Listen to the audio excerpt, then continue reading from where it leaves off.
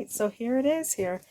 We have a pound of blueberries. So it's pretty sweet. So all I got to do now is just date it. Date it. And for me, I'm going to go ahead and put, you can look it up and see how long you can be able to keep it for. But you can, especially if you keep it in just a bag like this, for maybe a year. Some say maybe 6 months. But I'm going to go ahead and date mine for a year. And I'll just check on it and see how it is. But if you put it in like Mylar bags and get the air out, you can even have it last even longer.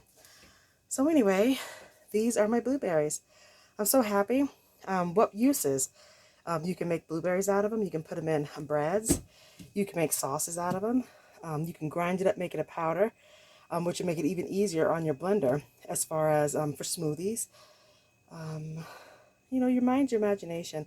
You can put in your oatmeal to sweeten it. You can put it, however you would like to use your blueberries, you can just go ahead and use these. Reconstitute it, put it in some water. But yeah, here it is. And it does not weigh a lot. Well, let me weigh it.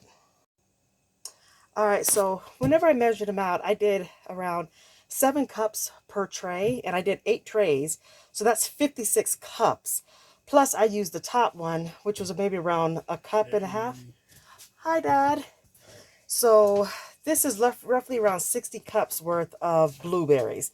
I weighed it, and it's 3 pounds. So imagine 60 cups of blueberries and that it weighs 3 pounds. There's no way. So anyway, 3 pounds may seem a little heavy, but compared to what it is, nowhere near. So anyway, this is the blueberries, and this is why dehydrating is so awesome. Thank you so much for watching. Take care, and definitely God bless.